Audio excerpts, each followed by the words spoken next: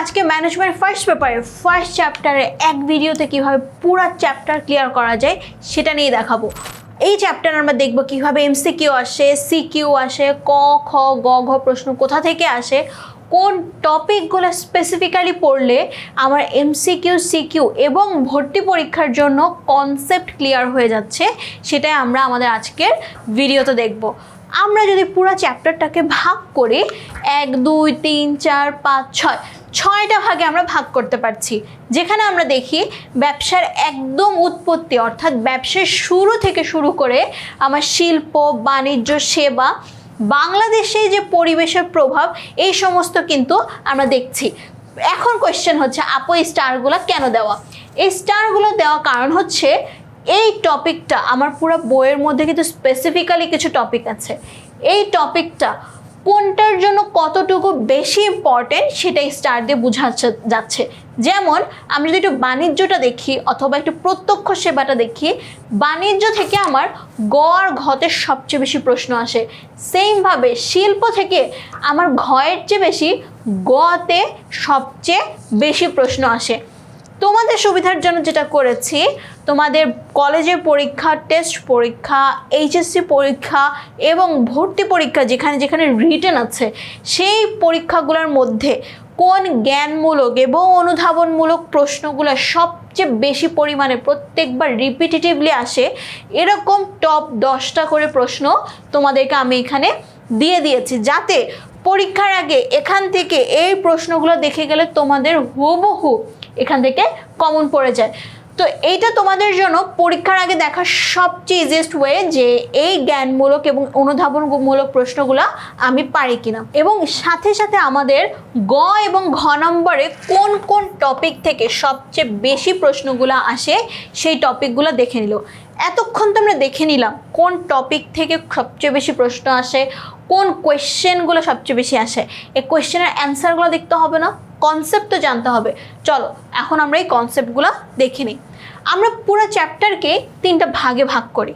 প্রথমে দেখি আমার ব্যবসা কিভাবে আসে, এই পৃথিবীতে একদম শুরু থেকে ব্যবসা কবে থেকে কিভাবে শুরু হয় এবং বর্তমান পর্যন্ত ব্যবসার পরিস্থিতিটা কি। এরপর আসে ব্যবসার আওতা, ব্যবসার আওতায় আমার কি কি পড়ে, শিল্প, বাণিজ্য, প্রত্যক্ষ সেবা, কি কি জিনিস পড়ে, কোনটাকে কি বলে, এই জিনিসটা আমরা শিখবো।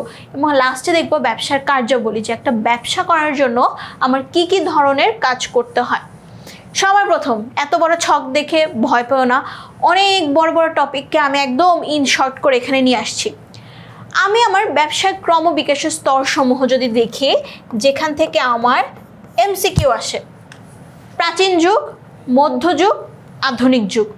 প্রাচীন যুগে কি হয় দেখেন, আমরা একদম আদিম যুগে দেখি না, যে আদিম যুগে যখন আমরা কোনো কার্টুন দেখি, যে আদিম যুগ বোঝাচ্ছে যে কতগুলো চামড়া বা পাতা পরে হচ্ছে গিয়ে লজ্জা নিবারণের জন্য কিছু কিছু জায়গায় পরে, তারপরে হচ্ছে আগুনের চারপাশ দিয়ে ওরা নাচে, হাতে একটা বড়শি থাকে, তারপরে জিঙ্গালা হু হু করে হচ্ছে গিয়ে আগুনের আশপাশ দিয়ে নাচতে থাকে। তো এইটা থেকে আমার কিছুটা ধারণা পাওয়া যায় যে প্রাচীন যুগে আমাদের মেইন কনটেক্সটটা ছিল আমার পশু শিকার করা, আমার কৃষিকার্য করা এবং দ্রব্য বিনিময় প্রথা করা। অর্থাৎ তোমার যেটা প্রয়োজন সেটা আমি তোমাকে দিব, আমার যেটা প্রয়োজন সেটা তুমি আমাকে দিবে। ইন দ্যাট কেস যেটা হতো, ধরো আমার কাছে হীরা ছিল, আমার হীরার কোনো দরকার নেই, তোমার হীরা খুব ভালো লাগছে, তোমাকে আমি হীরা দিব, এই হীরার পরিবর্তে তুমি আমাকে হচ্ছে খাবার দিবা। এখন দেখো আমরা বর্তমানে কি মনে করি যে হীরার অনেক দাম, কিন্তু খাবারের দাম এর তুলনায় এই যে এতটুকু ছোট্ট একটা খাবারের দাম হয়তো বা 500, 600, 1000, 2000 টাকায়, কিন্তু হীরার দাম কিন্তু লাখ লাখ কোটি টাকা পর্যন্ত। এখন দেখো সমতা কিন্তু হচ্ছে না।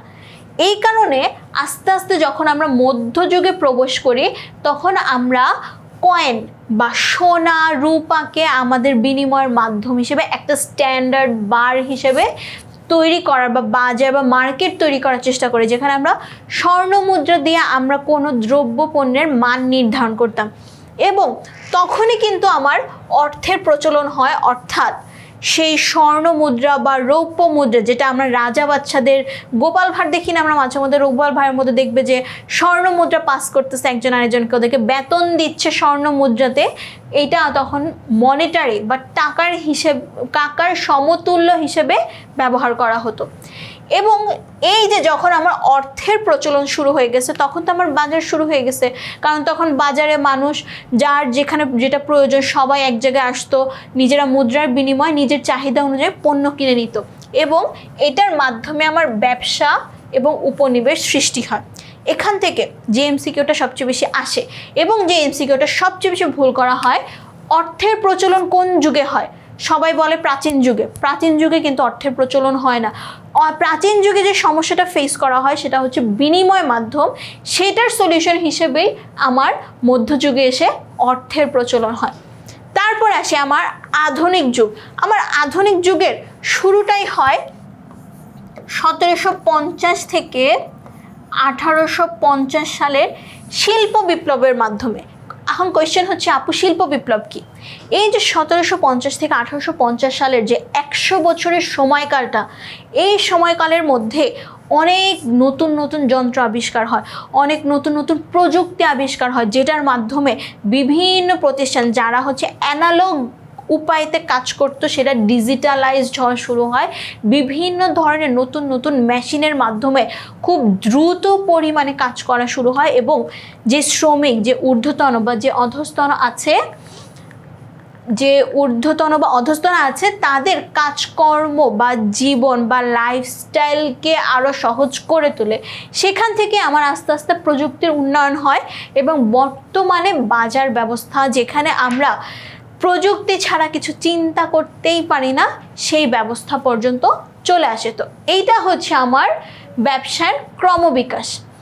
এখন আমার দ্বিতীয় সবচেয়ে ইম্পর্টেন্ট, যেটা আমার রিটেনের জন্য সবচেয়ে বেশি ইম্পর্টেন্ট, প্লাস এমসিকিউর জন্য সবচেয়ে বেশি ইম্পর্টেন্ট, প্লাস আমার অ্যাডমিশন অ্যান্ড বোর্ড পরীক্ষার জন্য ইম্পর্টেন্ট, এই টপিকগুলো পড়ব। প্রথমে আসি আমার শিল্প। শিল্প কি? শিল্প হচ্ছে আমরা প্রকৃতিতে বিভিন্ন ধরনের পণ্য পাই। আমাদের জীবনে আমরা যা কিছু ব্যবহার করি তার প্রত্যেকটা জিনিস কোনো না কোনোভাবে প্রকৃতি থেকে আসে, প্রকৃতির সাথেই কানেক্টেড। আমরা লিখি, যে পেপার ইউজ করি, সেই পেপারটা গাছ থেকে আসে, গাছটাও কিন্তু আমরা প্রকৃতি থেকেই পাই। এই যে প্রকৃতি থেকে যে আমরা পণ্যগুলো পাই, সবসময় কিন্তু আমাদের উপযোগিতা সেম রকম থাকে না। আমি কি গাছের মধ্যে গিয়ে লিখবো, গাছের মধ্যে গিয়ে লিখে আমি আরেকজনকে গাছ দিব? হবে না। গাছটাকে প্রসেসের মাধ্যমে আমি আমার কাগজ বানাই, সেই কাগজ থেকে প্রসেসের মাধ্যমে আমার বই খাতা তৈরি করি।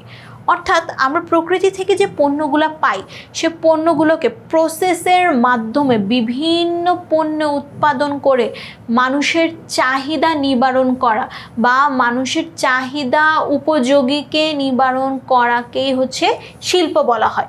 তো এটার মেইন কনটেক্সটটা হচ্ছে এটা আমার প্রকৃতির সাথে রিলেটেড। এখন আমার দুই ধরনের শিল্প আছে, একটা আমার প্রাথমিক শিল্প, একটা আমার গৌণ শিল্প, একটা আমার ডিরেক্ট, একটা আমার ইনডিরেক্ট। এখন আমরা একটু দেখি যে প্রাথমিক শিল্পটা কি। কৃষি শিল্প। বাংলাদেশ কৃষিভিত্তিক দেশ। আমরা এখানে ধান থেকে শুরু করে বিভিন্ন ধরনের শস্য, বিভিন্ন ধরনের ফল ফুল, অনেক কিছু হচ্ছে গিয়ে আবাদ করি। বাংলাদেশের অর্থনীতির একটা বড় অংশ হচ্ছে আমার কৃষি সেক্টর থেকেই কিন্তু আসে। তো এখন কৃষি শিল্পের সাথে আমার প্রজনন নিষ্কাশন শিল্পের পার্থক্যটা কোথায়? প্রজনন শিল্প হচ্ছে, প্রজনন শিল্পের মেইন কনটেক্সট হচ্ছে বংশ বিস্তার করা।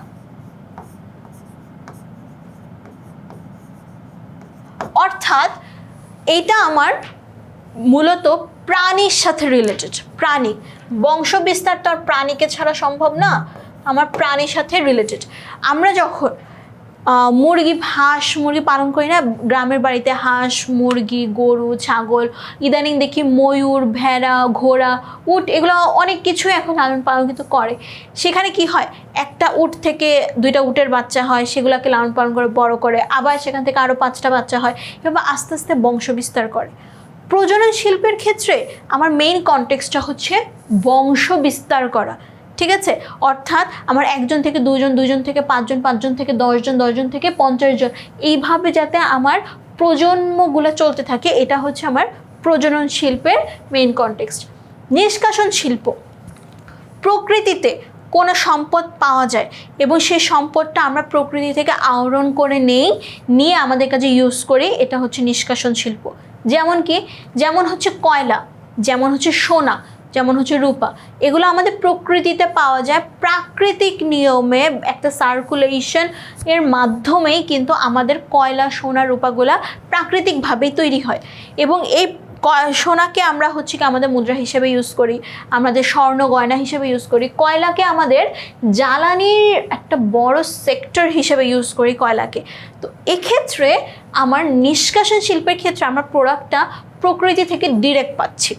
এখন একটা অপশন দেখাই তোমাদেরকে, একটা হচ্ছে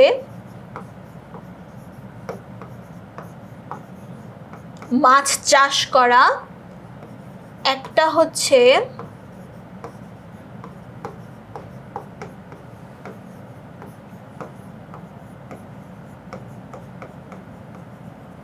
মাছের পোনা উৎপাদন, আরেকটা হচ্ছে মাছ ধরা। এখন দেখো তো এই তিনটা দেখতে একই রকম লাগতেছে না, কিন্তু তিনটা কিন্তু তিন ধরনের শিল্প আমার। কিভাবে? মাছ চাষ করা, চাষ করা মানে কি, আমি পুকুরের মধ্যে ছোট ছোট পোনা ছেড়ে দিই না, ছোট ছোট মাছের বাচ্চা আর কি, যেগুলোকে আমরা পোনা বলি, ছেড়ে দেই, তারপর তাদেরকে খাবার দাবার দেই, পুকুরে পানি পরিষ্কার করে বিভিন্ন প্রসেসের মাধ্যমে তাদেরকে বড় করি, বড় করার পর বাজারে বিক্রি করি, আবার সেই পুকুরে গিয়ে নতুন করে মাছের পোনা ছাড়ি। ঠিক আছে, দেখবেন বর্ষাকালের কিছু আগে পরে, ঠিক সময়টা মনে নেয়, বর্ষাকালের কিছু আগে পরে আপনার ইলিশ, ঝাটকা ইলিশ ধরা বন্ধ করে দেয়, কারণ ঝাটকা ইলিশ যদি আপনারা ধরে ফেলেন তাহলে কিন্তু ইলিশ আর বড় হবে না, সেটা বাজারে সেল করা যাবে না। তো এই মাছ চাষটা হচ্ছে আমার কৃষি শিল্প। এখন দ্বিতীয় কনটেক্সটে আসি, মাছের পোনা উৎপাদন। পোনা উৎপাদন কি, আমি মা মাছ যেগুলা, মা মাছ চাষ করব শুধু, কেন? যাতে তারা বাচ্চা উৎপাদন করতে পারে। ঠিক আছে, আমার কাজ হচ্ছে নতুন নতুন পোনা উৎপাদন করা, তাদেরকে পেলে পুষে বড় করা না। ঠিক আছে, আমার কাজ হচ্ছে তাদের বংশটা বিস্তার করা। আমি আমার পুকুরে শুধুমাত্র মা মাছদেরকে রাখি, যেন তাদেরকে আমি খাইয়ে দেওয়ার পোনা উৎপাদন করতে পারি এবং এই পোনাগুলো বাজারে সেল করতে পারি। এই যে বংশ বিস্তার করতেছি, এটা হচ্ছে আমার প্রজনন শিল্প। থার্ড আসে আমার মাছ ধরা, পুকুর থেকে মাছ ধরে নিয়ে বাসায় রান্না বান্না করে খেয়ে ফেলতেছি, বা সমুদ্র থেকে যে বিভিন্ন সামুদ্রিক মাছ ধরে এনে মজা করে পরিষ্কার করে মজা করে রান্না করে খেয়ে ফেলতেছি। দেখো, প্রকৃতি থেকে আমি ডিরেক্ট আনলাম, ওইটাকেই আমি কনজিউম করলাম। ঠিক আছে, এইটা হচ্ছে আমার নিষ্কাশন শিল্প। হোপফুলি এই তিনটা অপশন দিয়ে তোমাদের সিকিউ বা এমসিকিউতে আর কোনো প্রবলেম হবে না। এখন আমি আসি আমার গৌণ শিল্প বা মাধ্যমিক শিল্প বা ইনডিরেক্ট শিল্প। এটা আমার প্রথমে আসে উৎপাদন শিল্প। উৎপাদন শিল্পের আবার 4টা ক্লাসিফিকেশন আছে, এই যে একটা, এই যে একটা, এই যে একটা, এই যে একটা। বিশেষায়িত শিল্প কি? ধরো পোশাক শিল্প বা চিনি শিল্প। দেখো, সেখানে শুধু পোশাক উৎপাদন হয়, এখানে শুধু চিনি উৎপাদন হয়, একটা স্পেসিফিক প্রোডাক্ট উৎপাদন হয়, এটাই আমার বিশেষায়িত শিল্প, যেই শিল্পের ক্ষেত্রে আমার একটা স্পেসিফিক প্রোডাক্ট উৎপাদন হয়। ঠিক আছে, যৌগিক আর সংযোজন পরে বলি, আগে আমি সংযুক্ত শিল্প দেখে নেই। সংযুক্ত শিল্প, ধরো আমি দুধ থেকে আমি বিভিন্ন ধরনের পণ্য উৎপাদন করতে পারি, আমি আমার চিজ তৈরি করতে পারি, আমি এখান থেকে ঘি তৈরি করতে পারি, এখান থেকে মাখন তৈরি করতে পারি, এখান থেকে ছানা তৈরি করতে পারি, বিভিন্ন ধরনের মিষ্টি তৈরি করতে পারি। একটা প্রোডাক্ট থেকে আমি অনেক ধরনের পণ্য তৈরি করতে পারতেছি, এটা হচ্ছে আমার সংযুক্ত শিল্প। গাছ থেকে আমি কাঠ উৎপাদন করতেছি, কাঠ থেকে কাঠ থেকে আমি ফার্নিচারে ইউজ করতেছি, সেটাকে আমি কাগজের উৎপাদন করতেছি, সে কাগজ আমার বই খাতে রূপান্তর হচ্ছে। একটা প্রোডাক্ট থেকে আমি অনেক ধরনের প্রোডাক্ট কিন্তু উৎপাদন করতে পারতেছি, এটা হচ্ছে আমার সংযুক্ত শিল্প। কনফিউশনটা হয় আমার যৌগিক এবং সংযোজন শিল্পের মধ্যে। এখন আসি আমার যৌগিক এবং সংযোজন শিল্পের পার্থক্যটা কি। সাবান দেখছেন না, সাবানে কি থাকে? সাবানে বিভিন্ন ধরনের গ্লিসারিন থাকে, বিভিন্ন ধরনের রাসায়নিক পদার্থ থাকে, ফ্লেভার থাকে, অনেক কিছু থাকে। সব কিছুকে একসাথে মিক্স করে একটা মেশিনের মধ্যে দিয়ে একটা সুন্দর শেপ দিয়ে একটা সাবান তৈরি করা হয়। এখন আপনার হাতে আমি একটা সাবান দিলাম, দিয়ে বললাম যে এখানে অনেক কিছু আছে, বলো তো এখানে কি কি আছে, এটাকে ভেঙে আলাদা আলাদা করে বের করো। বের করতে পারবেন? একটা সাবানকে আপনি কখনোই যেই প্রোডাক্টগুলো নিয়ে সাবানটা তৈরি করা হয়েছে সেটাকে ভেঙে আবার ওই প্রোডাক্ট তৈরি করতে পারবেন? গ্লিসারিন আলাদা করতে পারবেন? কেমিক্যালস আলাদা করতে পারবেন? ফ্লেভারস আলাদা করতে পারবেন? পারবেন না। এটা হচ্ছে আমার যৌগিক শিল্প। অনেকগুলা প্রোডাক্টকে একসাথে এনে নতুন একটা প্রোডাক্ট তৈরি করা, যেটাকে আপনি আর ভাঙতে পারবেন না বা আগের রূপে ফিরায় নিতে পারবেন না, এটা আমার যৌগিক শিল্প। সংযোজন শিল্প কাইন্ডা সেম, কিন্তু এটা পার্থক্য আছে। একটা মোটর সাইকেলের কথা চিন্তা করি। একটা মোটর সাইকেলে ইঞ্জিন থাকে, হেডলাইটস থাকে, আমার বডি পার্টস থাকে, আমার চাকা থাকে, আমার হচ্ছে গ্লাস ইউজ করা হয়, তারপরে হচ্ছে ট্যাঙ্ক থাকে যেটার মধ্যে তেল থাকে। দেখেন আমি অনেকগুলো প্রোডাক্ট বললাম, সে প্রোডাক্টগুলো আলাদা আলাদা শিল্পে তৈরি হয়। আপনার চাকা আলাদা তৈরি হয়, ইঞ্জিন আলাদা তৈরি হয়, তারপরে হচ্ছে ব্রেক আলাদা তৈরি হয়, আমার উপরের যে বডির স্টিলের পার্টটা এটা আলাদা তৈরি হয়। এগুলো সব নিয়ে এসে নতুন একটা মোটর সাইকেল তৈরি করি। এখন হঠাৎ করে আমার অ্যাক্সিডেন্ট হলো, আমার কি হলো, এখান থেকে ব্রেক নষ্ট হয়ে গেল, আমি ব্রেকটাকে চেঞ্জ করতে পারতেছি, ঠিক আছে। আমার হেডলাইটস নষ্ট হয়ে গেলো, হেডলাইটসকে আলাদা করতে পারতেছি। যৌগিক শিল্পের ক্ষেত্রে আমি আমার সাবানকে কিন্তু আলাদা করতে পারি নাই কোনোভাবেই। সংযোজন শিল্পের ক্ষেত্রে আমি আমার যেই নতুন প্রোডাক্টটা তৈরি করছি সেখানকে আবার ভেঙে আলাদা করতে পারতেছি, ঠিক আছে। এটাই হচ্ছে আমার এই দুইটার মধ্যে মেইন পার্থক্য। নির্মাণ শিল্প আমার অবকাঠামোগত নির্মাণ, যেমন আমার সেতু তৈরি করা, যেমন আমার বাঁধ তৈরি করা, যেমন আমার বিভিন্ন বিল্ডিং হসপিটাল তৈরি করা, যেগুলোকে আমরা বিল্ড আপ বা গড়ে তোলা হিসেবে পরিচয় দিই, সেটা আমার নির্মাণ শিল্প। লাস্টে আসে আমার সেবা পরিবেশন শিল্প। সেবা পরিবেশের ক্ষেত্রে আমরা ধরতে পারি টেলিফোন, আমরা ধরতে পারি গ্যাস, আমরা ধরতে পারি বিদ্যুৎ বিল, এগুলোর মাধ্যমে আমরা মানুষের সেবাই দিচ্ছি, ঠিক আছে। এগুলো হচ্ছে আমার সেবা পরিবেশন শিল্পের অন্তর্গত। সেকেন্ড পার্ট যেটা আমার বাণিজ্য শিল্পের ক্ষেত্রে আমরা কি করলাম, শিল্পের আমরা পুরোটা ক্ষেত্রে দেখলাম আমরা পণ্য উৎপাদন করতেছি। এখন পণ্য উৎপাদন করে নিজের কোলে রেখে দিলেই তো আর হলো না, সেই উৎপাদিত পণ্য তো আমার কাস্টমার পর্যন্ত পৌঁছাতে হবে। এই যে উৎপাদিত পণ্য, শিল্পে উৎপাদিত পণ্য কাস্টমার পর্যন্ত পৌঁছানোর জন্য মাঝখানের যে প্রসেসটা ফলো করা হয় সেটা আমার বাণিজ্য। তো বাণিজ্যের ক্ষেত্রে আমি যদি প্রথমে দেখি ক্রয় বিক্রয়, আমার মেইন কাস্টমারের কাছে পৌঁছানোর প্রথম শর্ত কি, আমি তার কাছে বিক্রি করব, সে আমার কাছে বিক্রি করবে, এরকমই তো ক্রয় বিক্রয় হয়। এটার মধ্যে আবার দুইটা ক্লাসিফিকেশন আছে, একটা অভ্যন্তরীণ, একটা বৈদেশিক। একটা আমার দেশের মধ্যে হচ্ছে, একটা আমার দেশের বাইরে হচ্ছে। দেশের মধ্যে কি হচ্ছে, পাইকারি আর খুচরা হচ্ছে। পাইকারি হচ্ছে আমার অনেক পরিমাণে পণ্য একসাথে বিক্রি করা। একটা জিনিস মনে রাখবেন, পাইকারিতে অনেক পরিমাণে পণ্য বিক্রি করা হয়, সেই তুলনামূলকভাবে খুচরা ব্যবসায় অল্প পরিমাণে পণ্য বিক্রি করা হয়। পাইকারি ব্যবসায়ীরা আমাদের মতো সাধারণ ভোক্তার কাছে পণ্য বিক্রি করে না, তারা অন্য ব্যবসায়ীর কাছে পণ্য বিক্রি করে। কিভাবে, আমি একটু কনটেক্সটটা বুঝাই। কারওয়ান বাজার যদি কেউ যেয়ে থাকেন দেখবেন বাংলাদেশের বিভিন্ন জায়গা থেকে চাষিরা আসতেছে, মাছ বিক্রি করতেছে, ধান বিক্রি করতেছে, ফল বিক্রি করতেছে। তারা কি আমাদের মতো সাধারণ জনগণের কাছে বিক্রি করতেছে না? করতেছে না। কিন্তু তারা কোথায় বিক্রি করতেছে, তারা ওই পাইকারি ব্যবসায়ী বা কারওয়ান বাজারের ব্যবসায়ীদের কাছে বিক্রি করতেছে। কারওয়ান বাজারের ব্যবসায়ীরা গিয়ে এই যে ধরেন এলাকা ভিত্তিক লালবাগ, ধানমন্ডি, পুরান ঢাকা, তারপরে হচ্ছে মিরপুর, বিভিন্ন এলাকার যে ব্যবসায়ী তাদের কাছে বিক্রি করতেছে। দেন ওই খুচরা ব্যবসায়ীরা এসে আবার আমাদের কাছে বিক্রি করতেছে। তার মানে খুচরা ব্যবসায়ীদের টার্গেট মার্কেট বা তারা কাদের কাছে সেল করতেছে, আমাদের মতো সাধারণ ভোক্তার কাছে। আর পাইকারি ব্যবসায়ী যারা আছে তারা খুচরা ব্যবসায়ীদের কাছে সেল করতেছে। বৈদেশিক বাণিজ্যের ক্ষেত্রে আসি, আমদানি আনছি, আমি বাইরের দেশ থেকে কোনো কিছু আনছি। রপ্তানি, আমি বাইরের দেশে কোনো কিছু পাঠাইছি, আমার দেশের কোনো পণ্য বাইরের দেশে পাঠাইছি। যেমন আমরা সবচেয়ে বেশি পাঠাই হচ্ছে গিয়ে পোশাক শিল্পের ক্ষেত্রে পাঠাই, আমরা হচ্ছে গিয়ে চিংড়ি পাঠাই, আমাদের দেশে চিংড়ি, তারপরে ইলিশ মাছ, এগুলো আমাদের বাইরের দেশে অনেক বেশি এক্সপোর্ট হয়। কনফিউশনটা হয় পুনঃরপ্তানি আর রপ্তানির মধ্যে। যেমন আমি একটা কোয়েশ্চেন বলি, জনাব এক্স সৌদি আরব থেকে কি আনলো, 10 কেজি আম নিয়ে আসলো, আম কিনে এনে ওই আমটাই পাকিস্তানের কাছে বিক্রি করলো।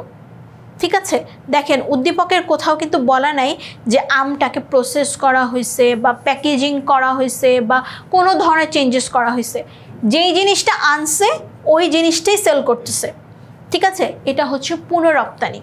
পুনঃরপ্তানির ক্ষেত্রে যেই পণ্যটা আমদানি করা হয় ওটা কোনো ধরনের বিন্দু পরিমাণ চেঞ্জেস ছাড়া সেই পণ্যটাই আরেক দেশে রপ্তানি করা হয়, এটা হচ্ছে আমার পুনঃরপ্তানি। যদি কোনোভাবে এটা চেঞ্জ করা হয়, ধরেন হচ্ছে গিয়ে এক বস্তা আম আনলো, উপরের বস্তাটা চেঞ্জ করে নতুন একটা ব্যাগে ভাগ ভাগ করে দিল বা নতুন কার্টুনে ভাগ ভাগ করে দিল, তখন কিন্তু সেটা পুনঃরপ্তানি হবে না, কারণ আপনি আপনার মতো চেঞ্জ করছেন। কোয়েশ্চেন হচ্ছে পুনঃরপ্তানি কেন করা হয়?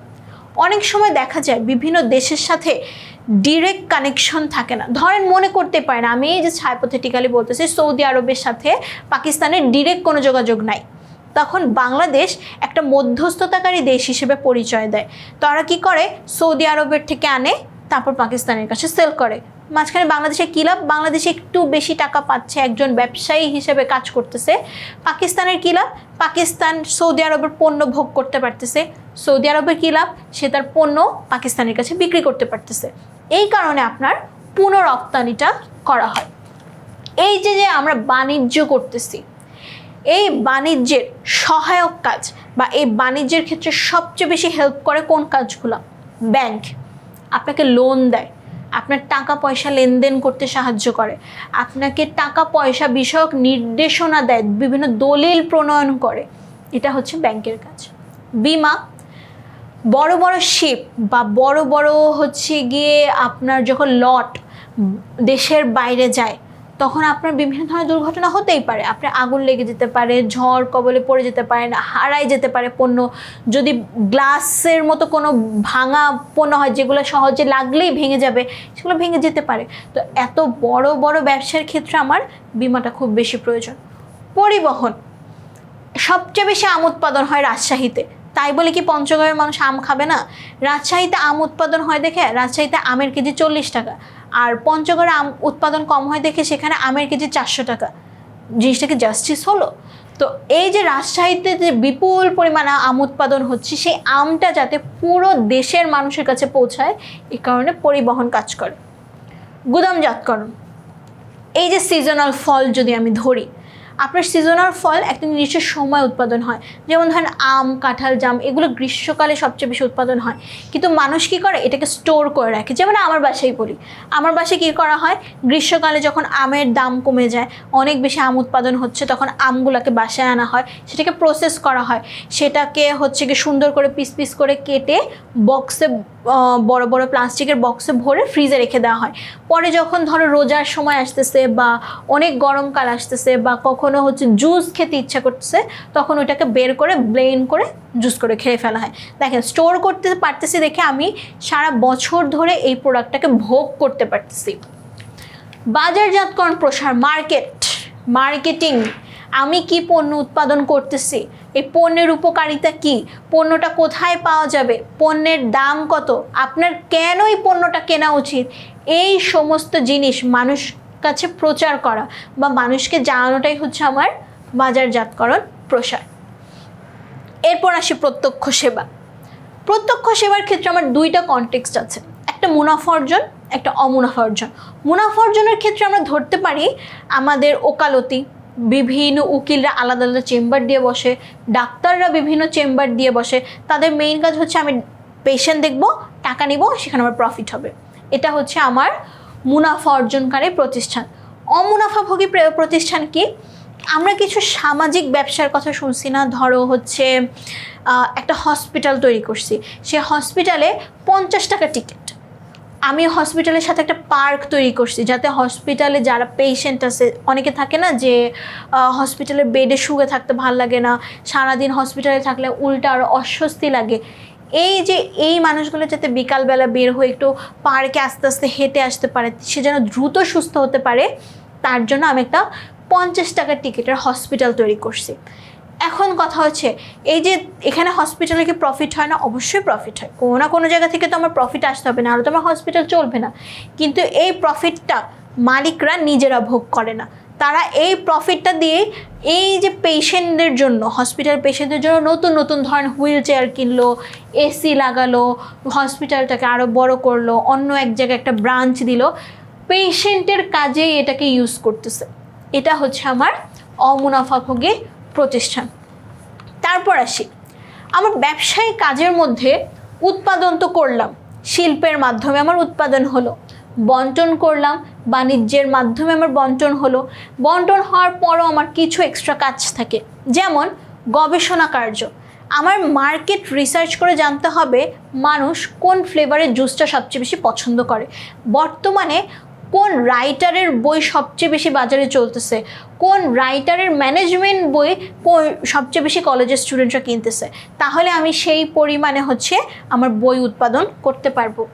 আমি আমার বই দিনে দিনে ডেভেলপ করতে পারবো, নতুন নতুন কনটেক্সট অ্যাড করব, এগুলোর হিসাব সংরক্ষণ করব, অফিসের যাবতীয় কার্যাবলী এবং সমস্ত কিছু তদারকি করা আমার ব্যবসার কার্যাবলীর মধ্যে কিন্তু অন্তর্ভুক্ত। এবং এইটার মাধ্যমে আমাদের আজকের এই চ্যাপ্টারে যে টপিকগুলো থেকে মেইনলি আমাদের পরীক্ষায় প্রশ্ন আসে, সে কনটেক্সট কিন্তু ক্লিয়ার হয়ে গেল। এরপরে কোন অধ্যায় থেকে তোমরা এরকম কনটেক্সট ক্লিয়ার ভিডিও চাও, সেটা এই ভিডিওর কমেন্ট সেকশনে বলে দাও।